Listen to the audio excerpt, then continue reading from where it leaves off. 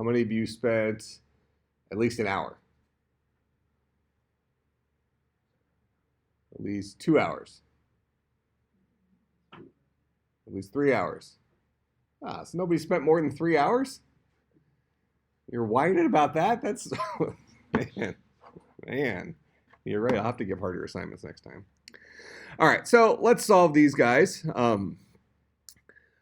So it was pointed out to me this is kind of one of the de facto books for programming language theory. I think you'll find that a lot of the solutions to these things are you can find online. Tell you whatever makes you happy, it's fine. I'll find out on the exams.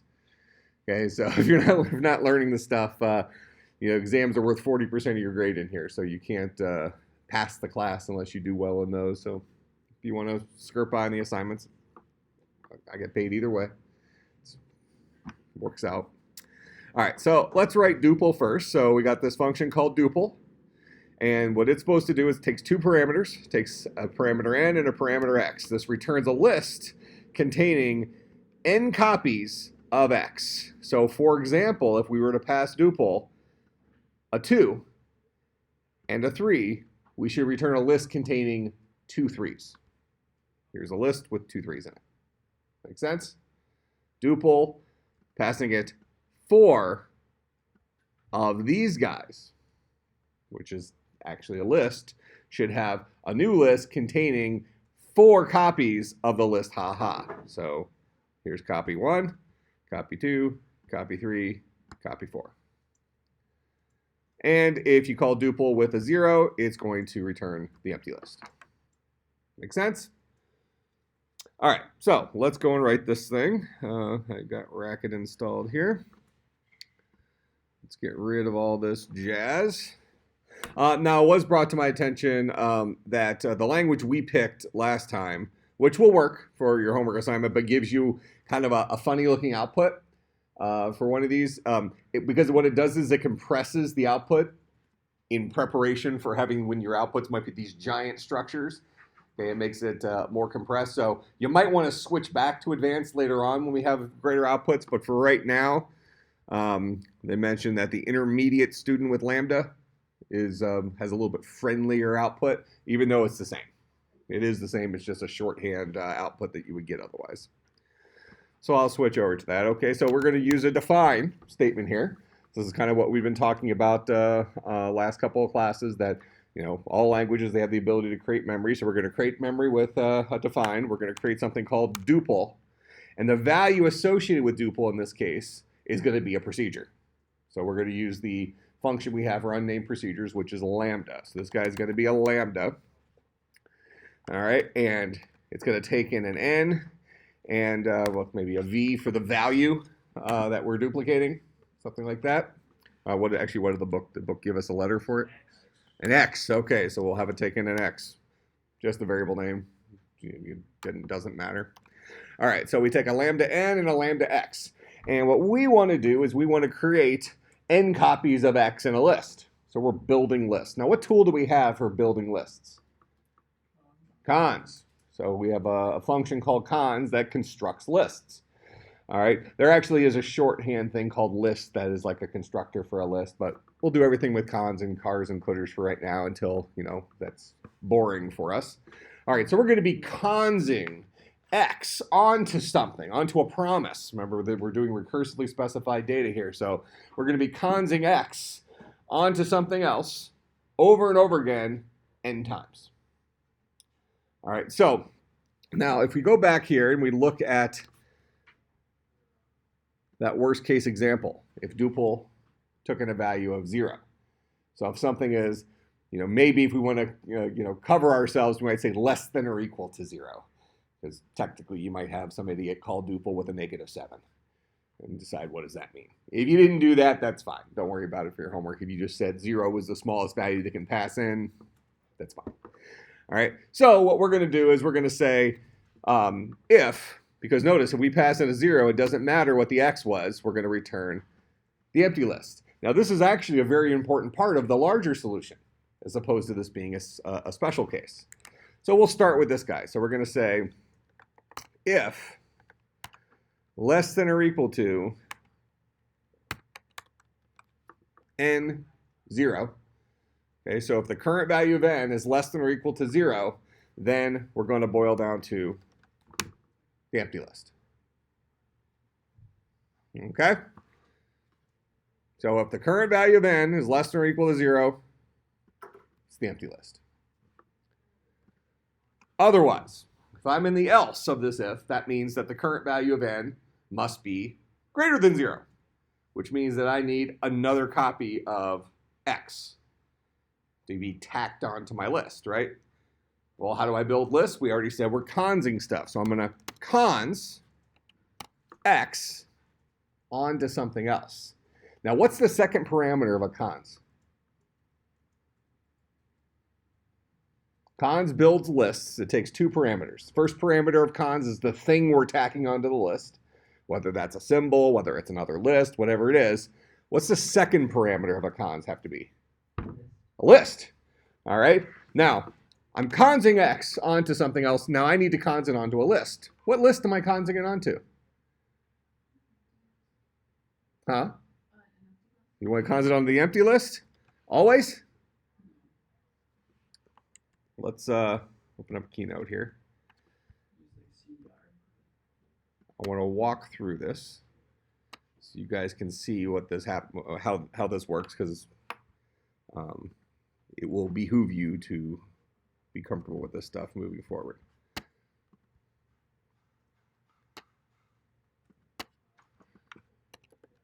So let's assume that we're doing a call here to Duple, and let's do 3, 7. So in the end, we should have a list containing 3 7s. That's what the output of this should be, right? All right, so our output should be 7, 7, 7. All right, so first time I call Duple, n is 3. Is that guy less than or equal to 0? 3 is not less than or equal to 0, so what are we going to do? We're going to con something. What are we going to cons? We're consing 7 onto something else. What are we consing 7 onto? We're consing 7 onto what we hope is the list containing 7, 7. Right? The 2 lists containing 7, 7. Now, who's going to be in charge of getting that for us? Duple. So we're going to con 7 onto Duple of 1 less than 3. So 2, 7. Now this line can't finish until this recursive call has completed.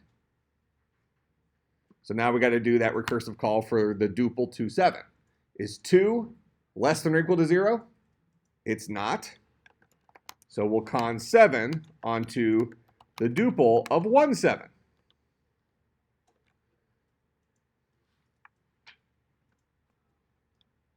Is 1 less than or equal to 0? It's not. So we're going to con 7 onto the Duple of 0, 7. Is 0 less than or equal to 0? It is. So we boil down to the empty list, which means that this guy becomes the empty list, which means that this guy becomes the list containing 7, which means that this guy becomes the list containing 7, 7, which means that this guy becomes the list containing 7, 7, 7. That makes sense how that unwound? So back in here, if we're less than or equal to 0, that means we're at our stopping point. Finally throw the empty list out there to let this recursive cons end normally. Okay? Because at the end of the day, the very last parameter of cons, even if we have a cons after a cons after a cons after a cons, the very last parameter must be a list. And if we're just closing that final list, we're going to want to make it the empty list, which is kind of a similar problem-solving technique to the empty string, where we're dealing with strings. All right, so when we're done, return the empty list. Notice we're not making any more recursive calls here. Otherwise, we're going to go ahead and construct a new list containing the element x as well as another call to Duple. And we want to call Duple with a value of n that's 1 less than the current value of n. So minus n1. And then we want to pass along the same x as we had before.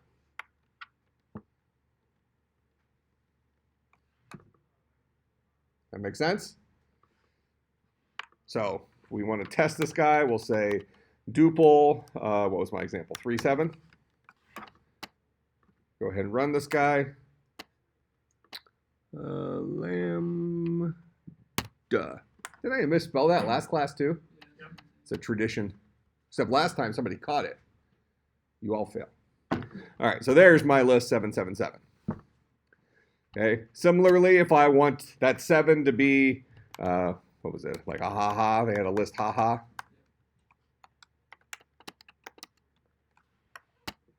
And here we'll change this guy to be 11. 11 ha-has.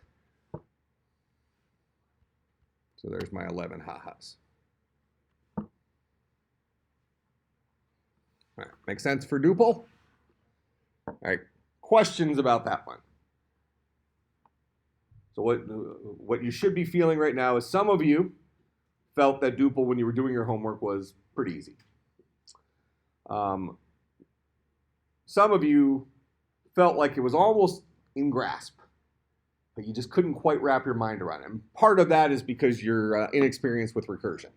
Recursion is uncomfortable for us right now, right? I mean, for a lot of us, that's what's going to happen. I kind of mentioned that the first day of class. What's going to happen by the end of the semester is you're going to have trouble going back to iterative, you know, because you're going to be so comfortable with recursion. But recursion is kind of a scary thing for us. It makes us feel uncomfortable, especially for those of you who are already struggling with programming and you're just uncomfortable anyways. But this is like the worst kind of. This is the worst part of it. All right, so recursion is going to be uncomfortable anyways. So now, for some of you that felt like you were almost there when you're working the assignment, like it was just kind of in grasp. Hopefully when you see it now, it kind of makes more sense. Okay, now there's going to be a group of you that even though you've seen the answer here, you're still lost. All right, that's okay for now. So really challenge yourself to go through and trace that like we did back here and understand how it works and why it works. Because this is like a pattern of solving a problem that we're going to see for a while here moving forward. This idea of recursively solving problems, recursively specified data is something that we're going to be dealing with pretty much the entire semester in here. So the same pattern you've got to get down because it's going to be something we have to use a lot. All right. So it ultimately comes down to us saying, well, I want to dupe 7 3 times. I need to use that 3 and count down to 0 with it. And when 0 hits, that's our end of our recursion. That's the tail recursion. That's when we finally unroll everything and we get our first list of 1, then our second list of 2, then our third list of 3, and in this case, we're done. All right, so any questions, anything you want me to go over here with Duple? All right, so let's look at the next one. Next one was 116. So this is invert LST, where LST is a list of 2 lists. Okay, so this guy is going to contain guaranteed a bunch of 2 lists. That's a list containing 2 elements. That's what a 2 list means. All right, so for example, we have a big list containing, in this case, 1, 2, 3, 4 2 lists. And what they want you to do is they want you to invert each of those 2 lists. So notice that A1 becomes 1A. A2 becomes 2A. 1B becomes B1. 2B becomes B2. We're just flipping those guys, right? Okay. So we need to start with a parameter that looks like this. So let's see how well this copies into Keynote.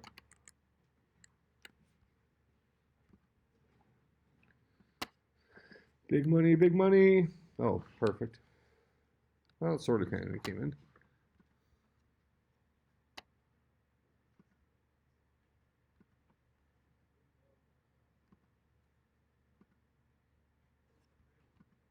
Good enough? All right. So that's our input, and our output is going to be the inversion of each of those. So when we take in this input, we're going to have a list. We want to process through each element of this list, correct?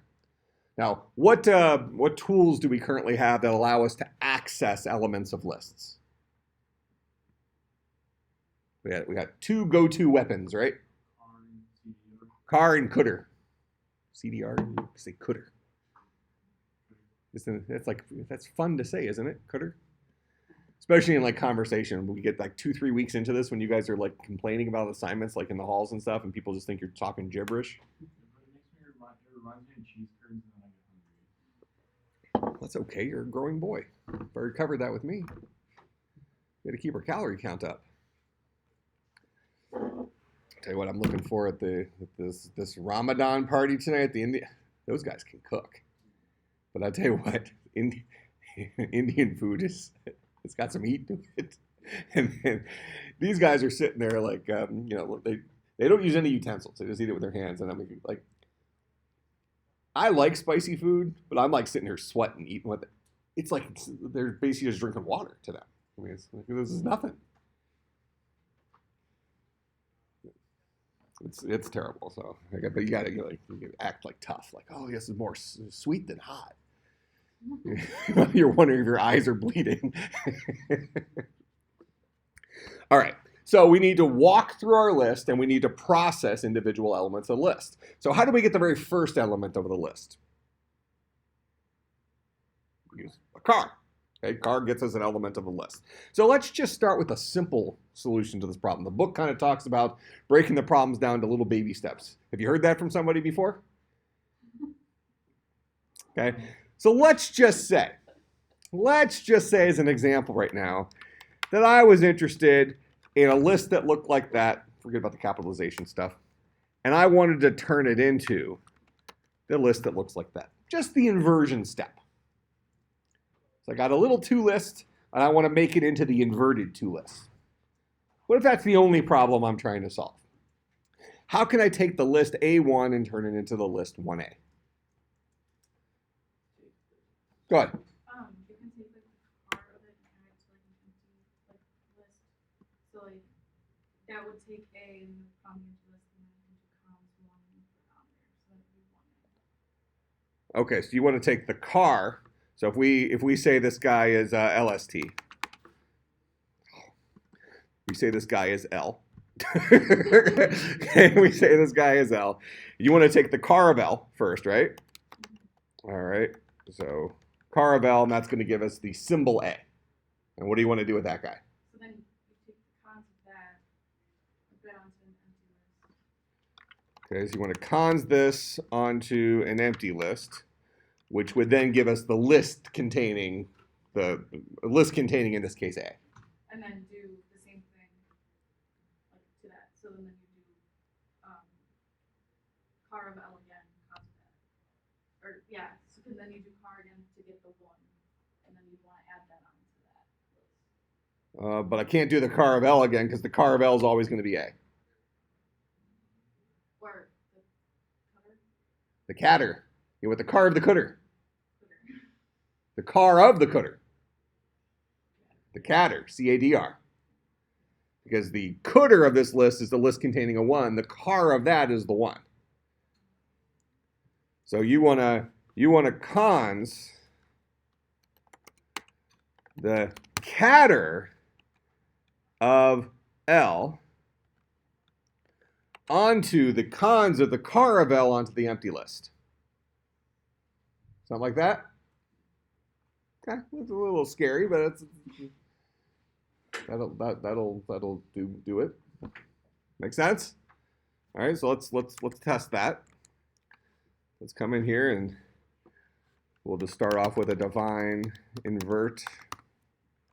This guy's going to be a lambda, and it's going to take a the book probably said LST, right? Mm-hmm. All right. It's going to take that. But for us right now, we're going to assume that the nature of LST right now is just a single to list that we want to invert. We're solving the miniature problem. Okay? So what we're going to do here is we know LST is a to list. So we're going to go ahead and return the cons of the catter of LST onto the cons of the car of LST onto the empty list. Like that. So then if we call invert on the list A1, we hopefully will get, and let's just not call Duple up here. That way it's not taking up space. So this should output the list 1A. Good enough? Okay. So we have that guy done. Now I want to do that same thing to every element in the list. Now, as we're going through here, let me show you a couple of things. Let me make sure it's part of this language.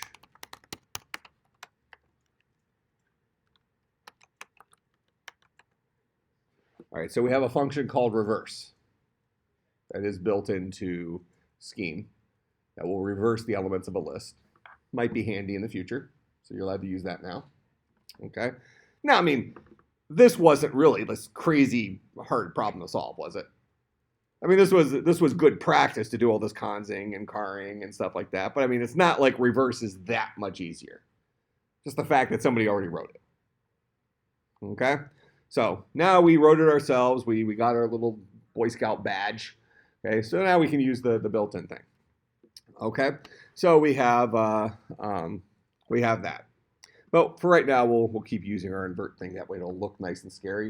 And then I'll show you a nice short version of this. All right. So we want to go through our list. And as long as there are still elements in the list, I want to invert them. And I want to cons the inverted version of them onto whatever's returned by invert on the cdr of the current list. So I want to take the car of the current list, which is going to be a to list. If I come back here, the car of this guy up here will be that to list. And we already saw we can invert that to list, right? So I want to cons the inverted version of that to list onto whatever invert returns on the rest of that list. How do I get the rest of that list? The cdr. And I want to keep doing that over and over and over again until I finally pass a list to invert that has nothing in it. Okay? So we test that using null. I think Corey posted up on, the book uses it. I think Corey posted up on Slack, he had asked me, are we allowed to use it? I said, yeah. All right, so now, I'm not even going to copy that because it's good fun to type it back in, right? All right, so now we want to have something that keeps going through our list until we're out of stuff. All right, so we'll ask the question, if null LST, that's if our list is empty, then go ahead and either return LST or return the empty list. Those are synonyms, right? If I have an empty list, I can either return that value or I can return the empty list. Synonyms. Why might I want to return the empty list rather than return LST? What might be the advantage of that?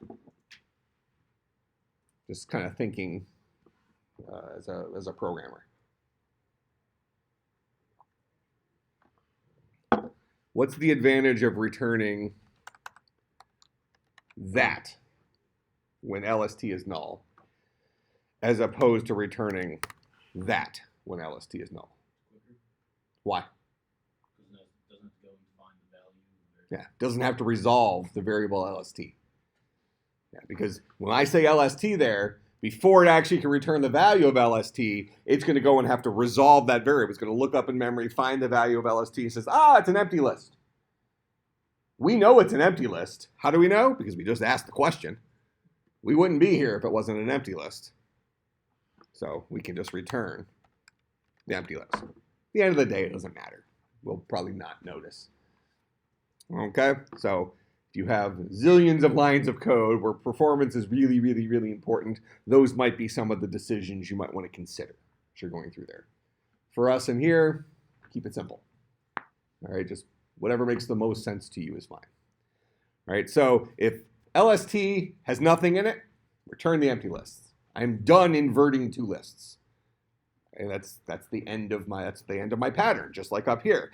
The end of my pattern up here was when n is less than or equal to 0. When that was the case, I returned the empty list because I'm building a list. So since I'm building lists, I'm probably using conses. And since cons requires the second element to be the list, the very last time I call cons, when I have nothing else to do, I need to toss that guy back an empty list so that he can complete that final call. Make sense? All right, so if I'm out of stuff to invert, return the empty list. Otherwise, I got crap to invert. All right, so we want to go ahead and we want to invert it. So we're going to cons. Well, do you want to do the whole cons thing again? Or do you want me to put the reverse in here? What makes you happier?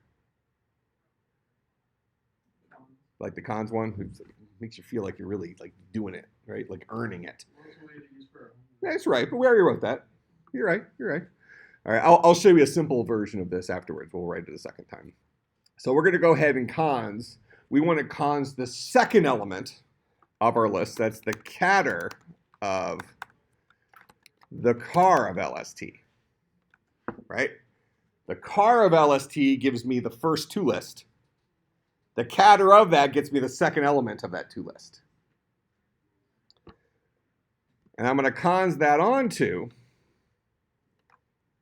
the cons of the car of LST. So car of LST gets me that first two list. The car of that gets me the first element of that two list. I'm going to cons that onto the empty list, which will give me the list containing the first element of the first two list. I'm consing onto that the first element of the first two list. So that's going to give me my inverted two list. And what am I going to do with that? I'm going to cons that guy onto whatever's returned by invert on the cdr of LST. Calling invert on the rest of that list because I've already inverted the first two lists. So I'm done working with that first two list. So I'll go ahead and invert it. So I inverted that guy and then said invert, go ahead and invert everything else. And it'll just keep doing that over and over and over again until it runs out of stuff to invert, at which point it finally will return the empty list. So this guy right down here will boil down to the empty list finally, which will allow me to have my final answer.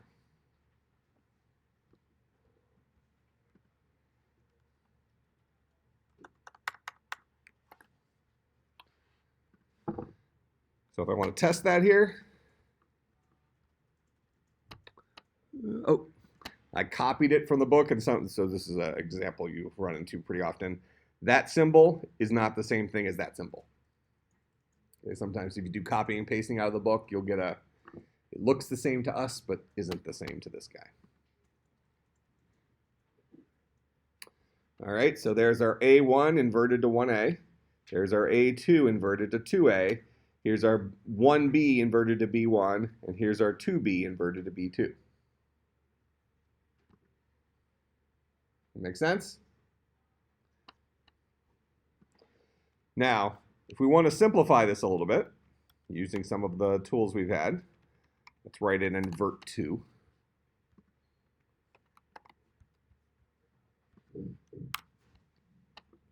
So now, instead of all this stuff, we're going to go ahead and cons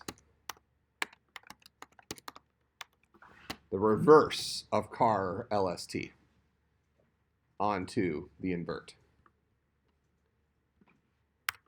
call invert 2 here. Same answer. So a little bit cleaner.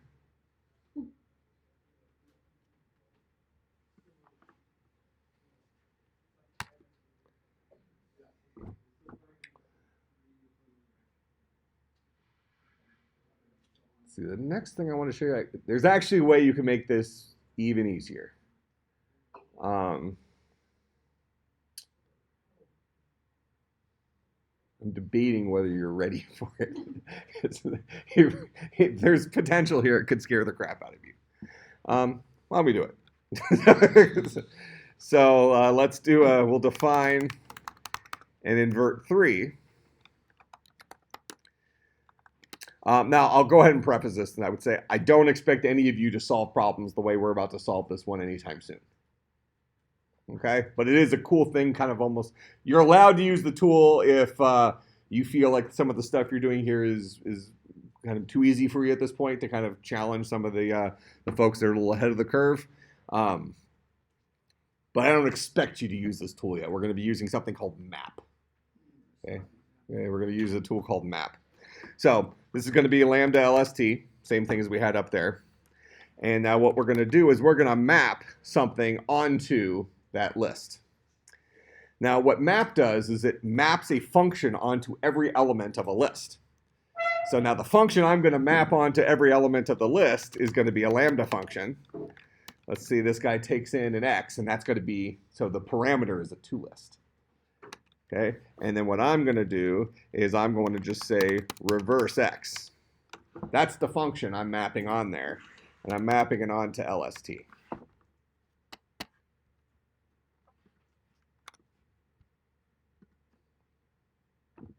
There's your same output.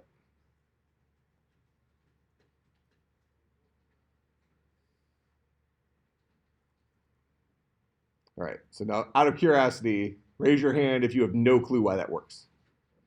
Should be several of you, I would think. Okay, so I'll explain it, but again, this is more of like information for the reader. I don't expect you to solve problems this way yet. This is our same invert function like we had before, right? It's a lambda that takes in that list. It's a list of two lists. So now what I'm going to do is the map function return, it takes a list as a parameter, and it returns a new list with whatever function I've passed it applied to all elements of that list. Okay? So this guy right here, what's a lambda? Remind me what a lambda is. Go ahead. Unnamed function. It's an unnamed function. So it's a function, right? This is a function that takes one parameter, and what does it do with that parameter? It reverses it. So we're presuming that parameter is a two list, right? Well, it could be any list actually in our case, but we know the nature of our parameter. We have a list of two lists, so we know x will be a two list. So that's what this function does. If I throw at this function a two list, it'll spit back that same two list in reverse, right? That's what that guy I have highlighted does. Now what I'm going to do is I'm going to take this function using map, and let's say I have a list of 5 two lists in front of me. I'm going to map it onto that. So I'm going to say I'm going to apply it to you, I'm going to apply it to you, I'm going to apply it to you, I'm going to apply it to you, and apply it to you, which is going to give me a new answer, a new answer, a new answer, a new answer, a new answer when they're all the reverses of themselves. And the ultimate result of map will be the list that you had originally with that function applied to each element of the list. So I've applied this reverse to each element of the list that we passed in LST. That makes sense, roughly how map works? And like I said, most of you are not going to be at the point yet where you're going to want to solve problems that way. This doesn't always work. It's not something that you can apply to every single problem. But this is a great example of where map is very powerful. Okay? Now, if you want to see kind of simpler versions of map, for instance, let's say, let me just define a list of numbers. So let's do 1, 2, 3, 4.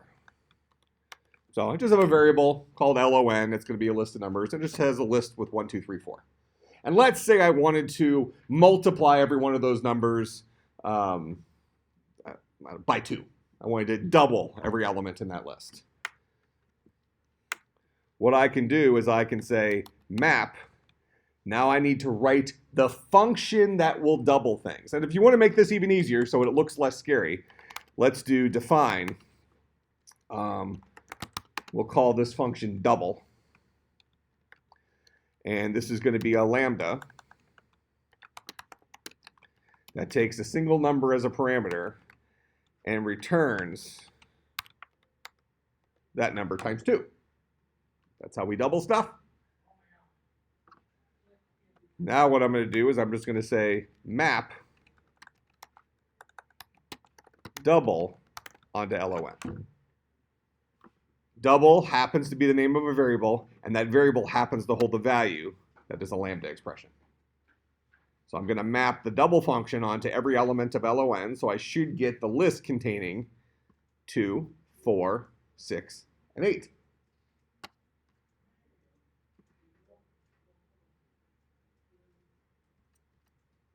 That makes sense? Now, this looks friendlier here than this line right here, doesn't it? But isn't double a placeholder?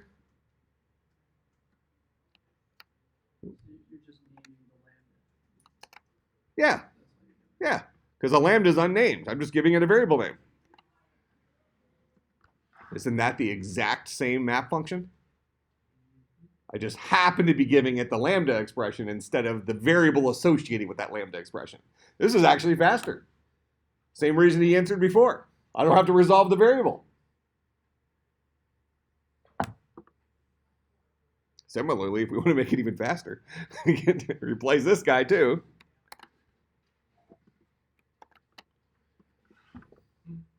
Now we have no variables in there. Everything's just hard-coded values, literals. You understand how map works? I would probably encourage you to not worry about map right now for a while. But for some of you, if you're wanting to challenge yourself, map is kind of a cool. You can do some neat things with map. And as you saw, you can take a problem that wasn't all that long, but you can make it way simpler by using map. Go ahead. So just to clarify, so like what map's doing, it's taking that lambda function and applying it to each of those parameters. Yep. Well, each of those parameters. It takes the lambda function and applies it to every element of a list. There's one catch, though. It can only take one parameter. So if you need to do something, if you need to map a lambda that takes multiple parameters, you know, like an A and a B, or an X and a Y, you can't use map to do it. You can write your own version of, you can implement your own version of map that will allow you to take more parameters. But the built-in map function allows you to map a lambda that takes one parameter as across every element of a list. Make sense? All right, let's see.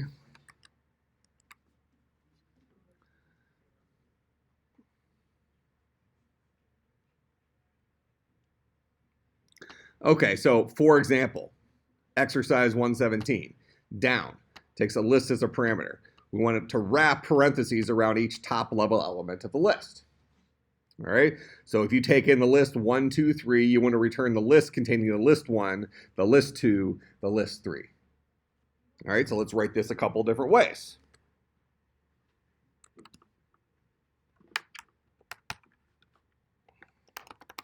So we'll define down to be a lambda that takes a list as a parameter.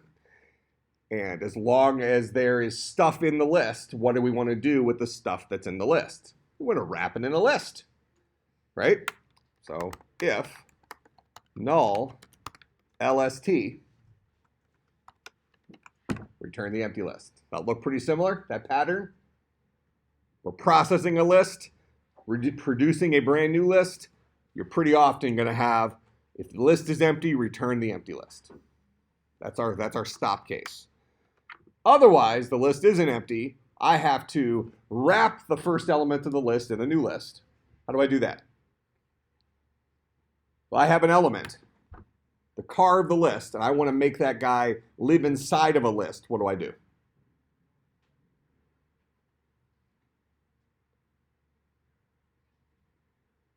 So hold on.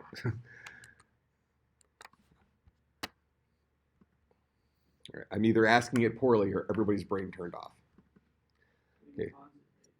Yeah, so I have something that looks like that, and I want to make it into something that looks like that. How does one accomplish such magic?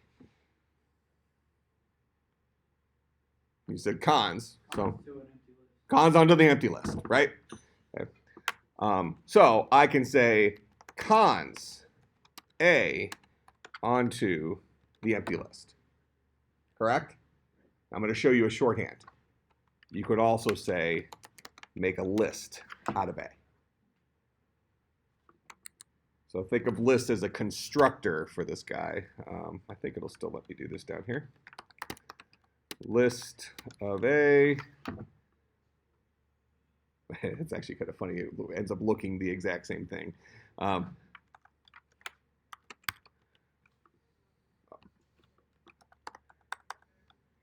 It's going to keep looking the same thing because of the way it outputs it. So this actually, okay, I'll do it this way. If I say the car of A, it's going to give me an error, right? If I say the car of the list A, it's going to give me A. That proves that when I pass A into the list function, it puts it inside of a list. So list of A is the same thing as me saying cons A onto the empty list.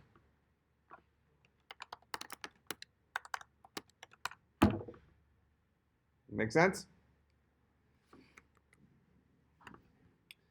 All right, so we can wrap an element in a list by passing it to the list constructor or passing it to a cons onto the empty list, whichever makes you happy. Okay. So if we're in this else here, what are we going to do? Well, we're going to cons the list of the car of LST. Well, actually, no, this is not a two list. So the car of LST, the first element of LST. So I'm going to build a list out of the first element of LST. I'm going to cons that onto down of the cooter of LST. Everything else that's in it. So then if I say down 1, 2, 3, I should get the list containing the list 1, the list 2, the list 3. List 1, list 2, list 3. Make sense? Okay. But similarly, can't I do this? Can't I map lambda x? Well, actually, it's going to be even better. I don't even have to build this. I'm going to map the function called list onto 1, 2, 3.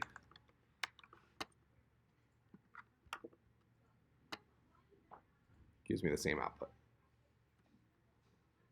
There already exists a function in Scheme called list that takes in one parameter and builds a list out of that one parameter. So it takes whatever parameter you give it and sticks it inside of a list. So I'll just go ahead and map that function onto every element of this. So that's down with map. See how it made it easier, right? All right, so questions on that one? Now that you saw the solution of the first two, if I had given you that third one as homework, it really wasn't any easier than the other ones. But didn't it feel like it was easier when we solved it? Because now we kind of are getting that pattern at least a little bit. Okay? And for those of you who are still just scared out of your wits, I find that entertaining, so it's okay. I mean, I really enjoy it, actually, just greatly. So now let's look at how hard we should make the homework assignment for Wednesday, because we do not have class Monday, right? All right, so we can't do down. That's okay. It was too easy anyways, right? we're going to skip that. Let's see, swapper. What does swapper do? S1, S2, and then an S list, so a list of symbols. So we're going to swap all elements of A with D in the list. That's it. So A becomes D, B stays B, C stays C, A becomes D, or D becomes A. So we're going to swap these guys with the rest of the thing. It's a good one. Right? So this is like a search and replace. You have a list, and anytime you have an A, it becomes a D in this case, and anytime you have a D, it becomes an A. Perfect. That's a good one. All right, so we'll do swapper. So we'll do 118. Oh, 2-star. 2 stars are harder. 1 stars, they're supposed to be the ones trivial, like you accidentally get the answer on those. Okay. Like the 2 stars, though, I mean, you don't accidentally do anything with the 2 stars. Let's see. List set. List NX returns a list like LST, except that the nth element using zero-base indexing is an X. So if we have the list A, B, C, D, and we want to replace bucket 2 with the list 1, 2, this is bucket 0, this is bucket 1, this is bucket 2, this is bucket 3, so the C gets replaced with the list 1, 2 in this case. Well, that's not so bad. Yeah, we should do that one. And then maybe 120, that's a 1 star. Count occurrences, S list returns the number of occurrences of S in the S list. So if we're looking for X inside of this list of symbols, we should get a 1, a 2, a 3, but you have to go in and search lists within lists within lists. That one sounds scary, doesn't it? Oh, it's so easy too. That's going to be one of those ones you spend like 10 hours on. And you come back and you see the solution is like 2 minutes. Oh, that's going to be great. All right, so let's do, we already did 117. So 118, 119, 120 for Wednesday. Okay, I would start yesterday. Otherwise, you will not finish. Ha! Ha! All right. And I'll get the next Bible verse, too, that's due a week from today, right? Next Friday. I'll get that up as well. If we bring you a gallon of tears, we get 100 on that third assignment. A gallon of tears? Yeah, For a gallon of tears, maybe. I want video footage of the creation of the tears. I still have my tear necklace in my office. That came from Annie. Were you around? Were you around during that? Well, you need a don't think so. Oh, that was in. Was that 250? Well, it was Josh and Emo and me. Yeah.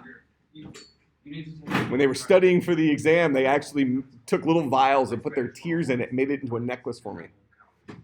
Best gift I've ever had. It was awesome. I believe it.